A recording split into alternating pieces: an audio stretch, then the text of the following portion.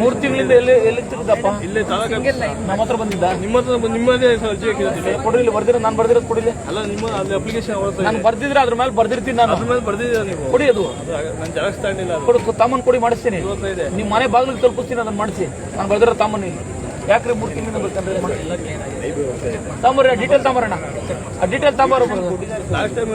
ನಾನು ತಗೊಂಬಾ ಬ್ರದರ್, ಅದನ್ನ ಅದೇನಂತ ಬರ್ತೀನಿ ನೋಡ್ಬಿಟ್ಟು ತಲುಪಿಸ್ತೀನಿ ರೀ. ಮಿನಿಮಮ್ ಒಂದು ಕಾಮನ್ ಸೆನ್ಸ್ ಇರ್ಬೇಕು ರೀ. ಬಂದು ಜನ 2 ತಿಂಗಳು 3 ತಿಂಗಳು ಬರ್ತೀನಿ ಅಂತ ಅಂದ್ರೆ ನಾನೇನು ಇದಕ್ಕೇನು ಜನಸ್ಪಂದನ ಮಾಡೋದು? ಏನಕ್ಕೆ ಕಂಪ್ಲೇಂಟ್ ಜಾಸ್ತಿ ಆಯ್ತದೆ ಇತ್ತೀಚೆಗೆ? ರೀ ಕೇಳ್ರಿ, ಇಲ್ಲಿ ಕಂಪ್ಲೇಂಟ್ ಜಾಸ್ತಿ ಆಯ್ತದೆ. ಜನ ಬಂದವರಿಗೆ ಕೆಲಸ ಮಾಡೋದಿದ್ರಿ ಇಲ್ಲಿ ರೀ, ಕೆಲಸ ಮಾಡೋಕ್ಕಾಗಿಲ್ಲ ಅಂದ್ರೆ ನಿಮ್ಗೆ ಎಲ್ಲಿ ಏನೋ ಆರಾಮಾಗಿ ಮಜಾ ಮಾಡೋಕೆ ಅವಕಾಶ ಆಯಿತು ಅಲ್ಲಿ ಹೋಗಿ ಮಾಡ್ಕೊಳ್ಳಿ. ನಾನು ಕೆಲಸ ಮಾಡೋಕ್ಕೆ, ಜನರು ಸೇವ್ ಮಾಡೋಕ್ಕೆ MLA ಆಗಿರೋದು. 2 ತಿಂಗಳು 3 ತಿಂಗಳು ಇರುತ್ತೆ ರೀ. ಜನ ಆಗಲ್ಲ ಅಂತಂದ್ರೆ ಎಂಡೋಸ್ಮೆಂಟ್ ಇಶ್ಯೂ ಮಾಡಿರಿ. ಆಗಿರ್ತ ಅಂದ್ರೆ ಕೊಡ್ರಿ. ಮತ್ತೆ 3 ತಿಂಗಳಿಂದ ಯಾಕೆ ಕಳಿಸ್ಬಿಡ್ತೀರ? ಇದೇ ಫಸ್ಟ್ ಆ್ಯಂಡ್ ಲಾಸ್ಟ್ ತಹಸೀಲ್ದಾರ್ ಅವರೇ.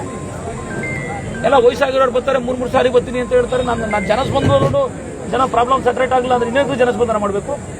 ನೀವೇನಕ್ಕೆ ಇರಬೇಕು? ಆತ್ಮಸಾಕ್ಷಿ ಸಿಗ್ತಕ್ಕಂಥ ಕೆಲಸ ಮಾಡ್ರಿ.